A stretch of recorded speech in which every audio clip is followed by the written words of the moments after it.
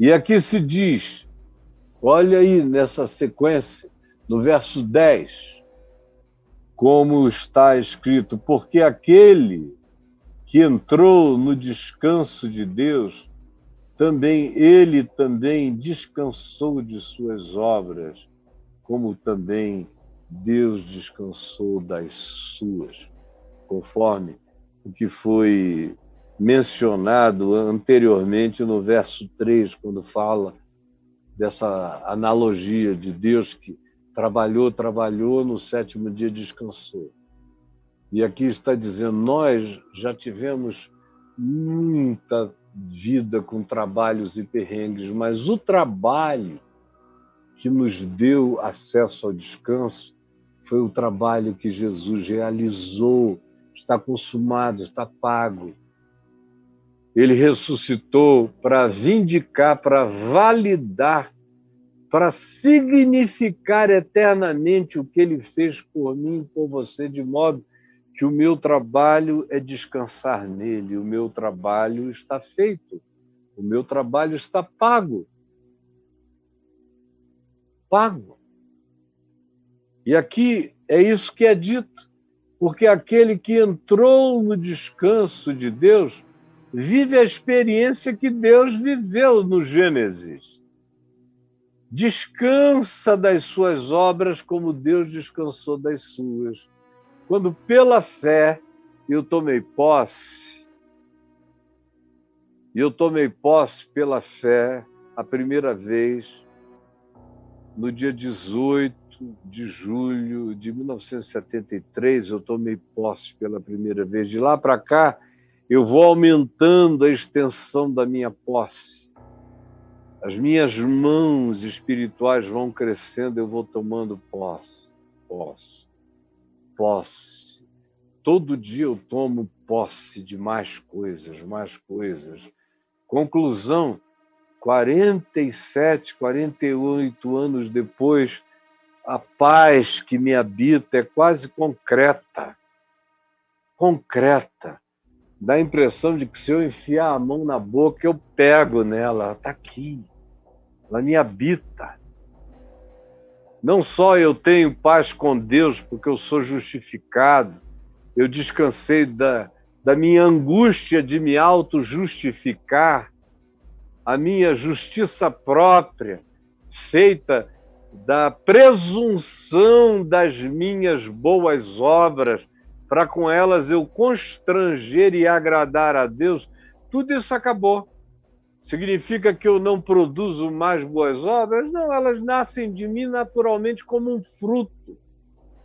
fruto. Eu nem penso mais no assunto. Eu estou justificado pela fé. Eu entrei no descanso. Jesus ressuscitou e Paulo diz que eu me assentei nos lugares celestiais com ele em Cristo Jesus.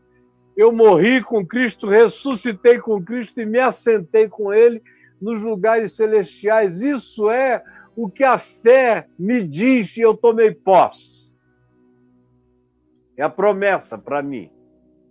Agora, além disso, a experiência dessa fé cresce de tal maneira que você aprende o contentamento, que você aprende o descanso, que você aprende a crer em toda e qualquer circunstância, que você, depois de um tempo, não precisa mais de nenhum afago da existência, porque você sabe que aquele que fez a promessa é fiel e você sabe que não há nada que possa te acontecer que desconstitua o Evangelho e a palavra e a promessa de Deus na sua vida. Como não tem poder em nenhuma dimensão universal que desconstitua o universo na minha vida, você entendeu?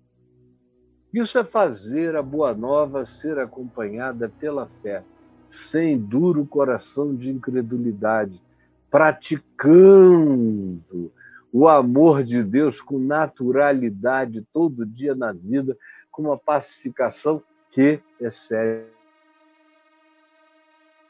Então veja, Aquele que entrou no descanso de Deus descansa da neurose.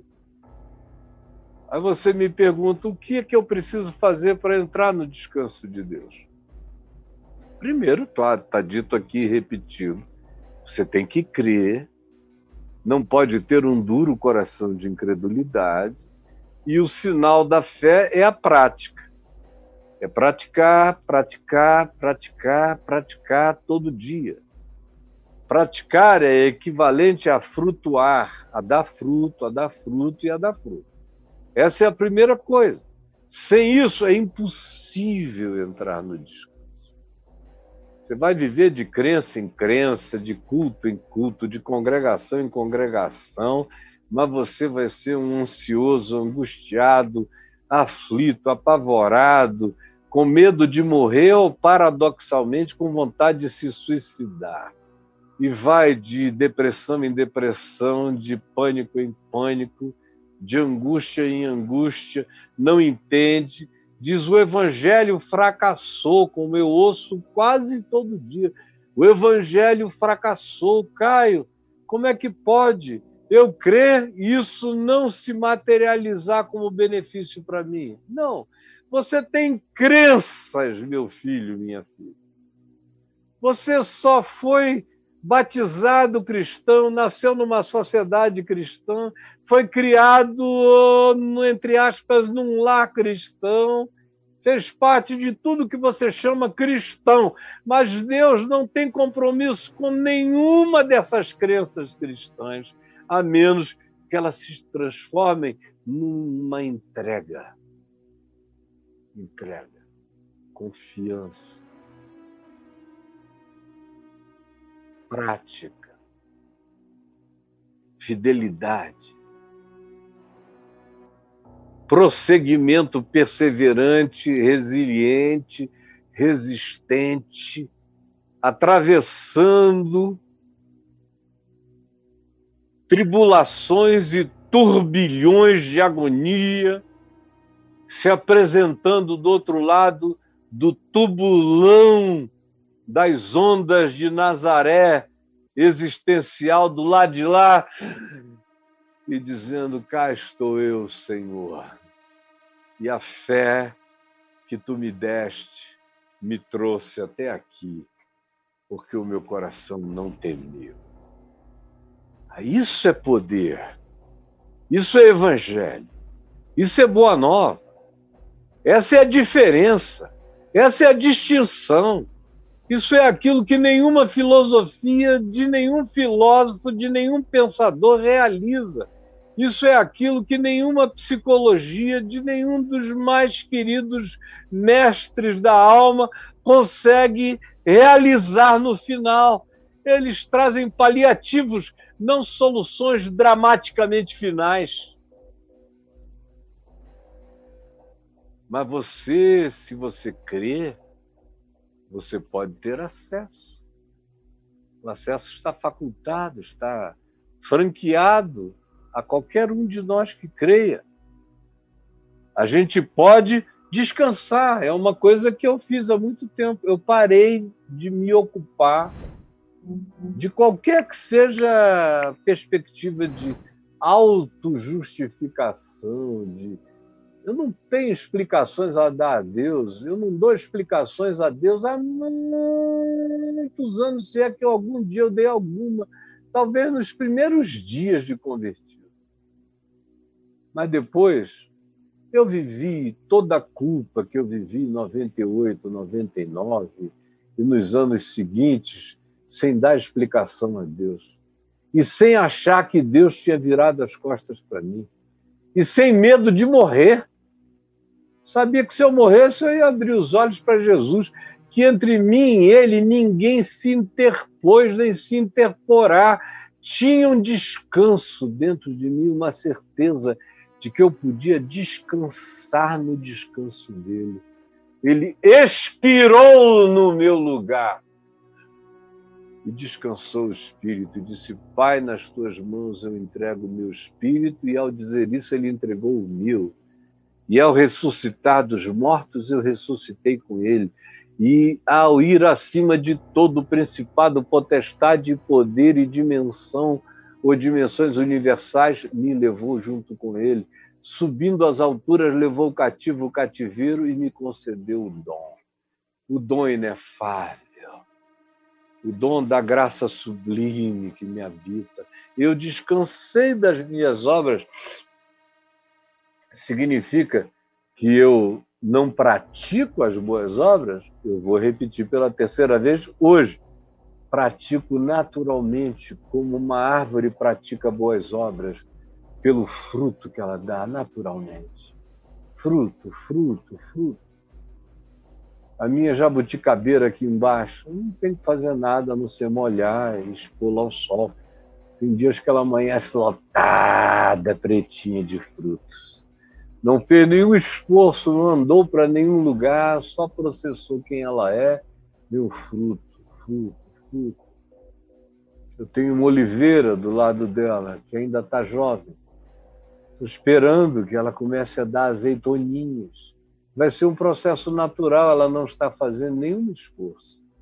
Todas as outras árvores, siriguela, que eu nunca fui lá, sacudir o pé, botar, fazer imposição de mãos, vem fruto, vem siriguela, brota, acontece.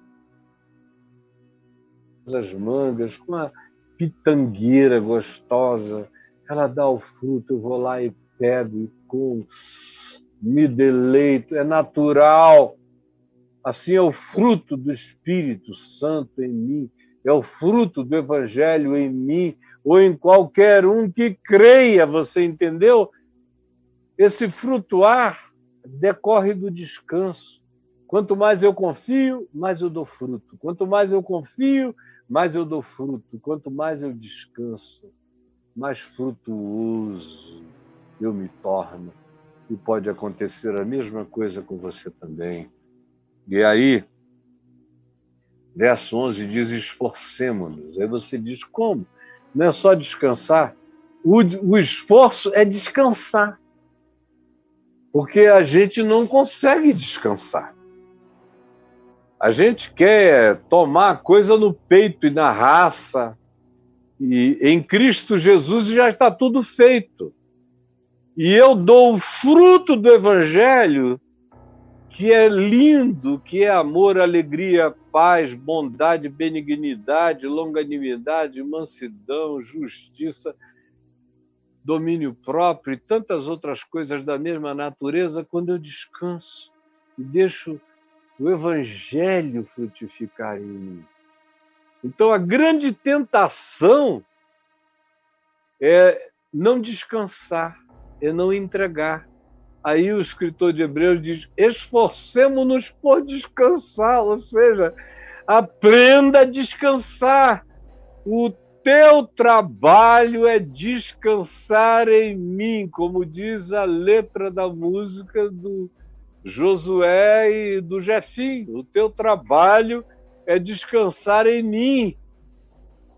Esforcemo-nos por entrar naquele descanso significa, paradoxalmente, o oposto. Descanse para tomar posse do descanso.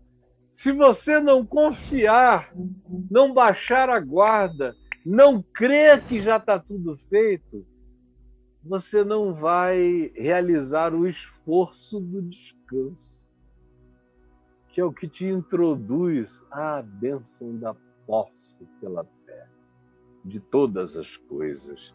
Então vem o verso 12 e diz, porque a palavra de Deus é viva e eficaz, é viva e eficaz, mais cortante do que qualquer espada de 2 gumes e penetra ao ponto de dividir a alma, a psique, de pneuma, de espírito, juntas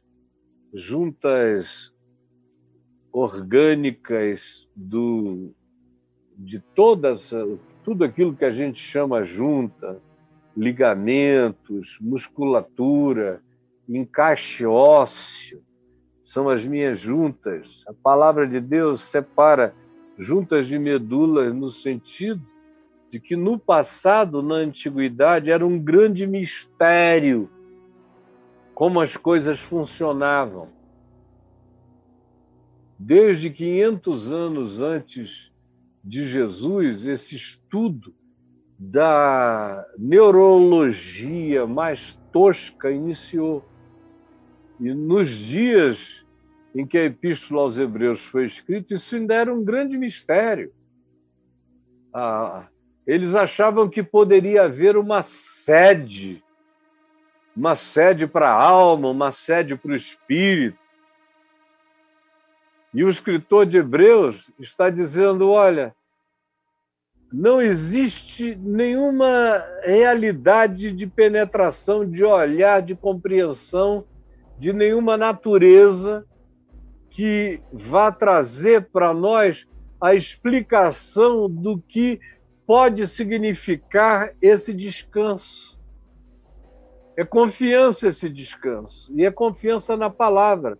Aí ele dá uma ilustração do significado exacerbado da palavra para um povo que vivia em total estado de ignorância.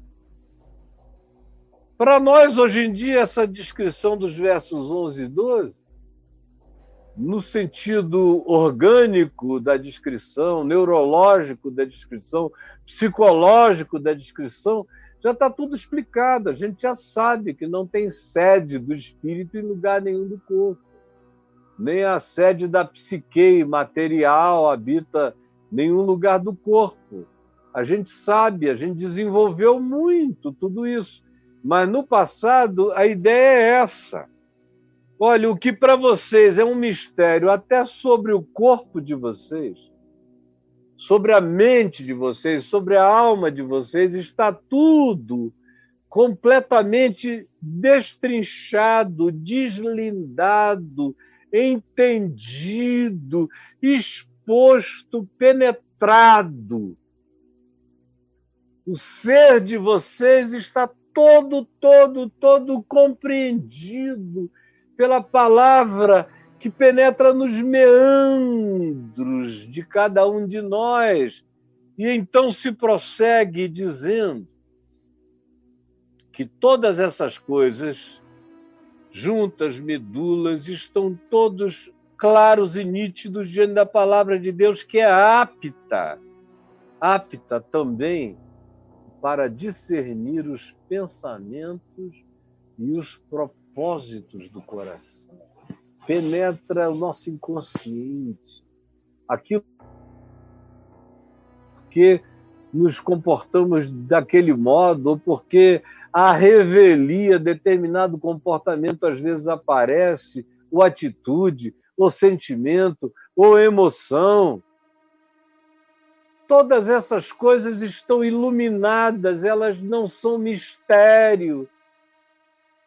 Para a palavra, que não é um livro, para essa palavra que é a própria razão, o logos da criação, em quem eu sou feito, por meio de quem eu fui criado, em quem eu me mantenho. Está tudo isso, está no logos, está na palavra, está na razão de ser da existência. Essa é a palavra, esse é o evangelho, no qual eu confio. E quando eu confio nele, eu confio que ele é palavra de Deus para todas as dimensões do meu ser. Ele é palavra de Deus para todas as dimensões do meu ser, consciente, inconsciente, orgânico ou imaterial. É a palavra, é essa promessa, é nesse descanso multidimensional que eu sou chamado a entrar, a entregar minha ansiedade psíquica, minhas dúvidas mentais, ou minhas incertezas espirituais, ou de qualquer outra natureza, ou minhas dores, ou minhas angústias de natureza psicológica, seja lá o que seja, a palavra pervade, permeia tudo isso. E tudo isso pode se beneficiar dessa palavra do seu poder, que é o evangelho que você está ouvindo agora saindo da minha boca como promessa da mesma boa nova. E além disso, se diz, e não há criatura que não seja manifesta na presença dele, da palavra. Pelo contrário, todas as coisas estão descobertas e patentes. Descobertas e patentes. Descobertas e patentes. Eu tenho tido a experiência disso durante a minha vida, crescentemente, de quanto mais luz, lucidez espiritual eu ganho, mais eu vejo a palavra ser capaz de operar na minha alma, na minha mente, no meu espírito, no meu sistema nervoso, na minha psique. Quanto mais eu entrego, quanto mais eu confio, quanto mais eu descanso, quanto menos eu me explico, quanto mais eu apenas me dou, mais paz eu tenho, mais beneficiado por essa palavra que pervade tudo, da qual nada nem ninguém se esconde e que penetra as regiões mais impenetráveis e indevassáveis do meu ser. Porque todas as coisas estão descobertas e patentes aos olhos daquele a quem nós temos que prestar conta. E aí, porque eu sei que ele me ama, e eu sei que eu fui criado pela palavra, se eu fui criado pela palavra, se o universo todo foi criado pela palavra, eu repito, a palavra não é um livro, a palavra é de Deus, Deus e a palavra são uma manifestação só, de modo que é essa razão que dá sentido a tudo, é esse espírito de toda luz, é esse poder que cria todas as dimensões, é aquele em quem eu fui criado. E se eu fui criado por essa palavra, por que eu não me entregarei? Por que eu não confiarei a minha vida, a minha mente, a minha alma, as minhas emoções, a minha existência, o meu comportamento, a minha atitude? Por que eu não submeto a essa palavra os meus pensamentos? Por que eu não me dobro diante da razão de Deus? Por que eu não dou razão a Deus? Porque se eu der razão a Deus pela fé, eu entro no descanso. Se eu der, portanto, razão a Deus pela fé, eu entro no descanso. Jesus, eu peço agora que essa palavra explicada com rapidez, com simplicidade, porque eu falaria o dia inteiro a respeito disso, alcance, tenha alcançado, se torne clara, nítida, perceptível, tenha ganho estrutura, arquitetura de luz para o entendimento de cada pessoa. É o que eu peço que aconteça agora, é o que eu sei que está acontecendo na vida de muitos. E acontecerá toda vez que essa palavra for ouvida. Em nome de Jesus. Amém e amém.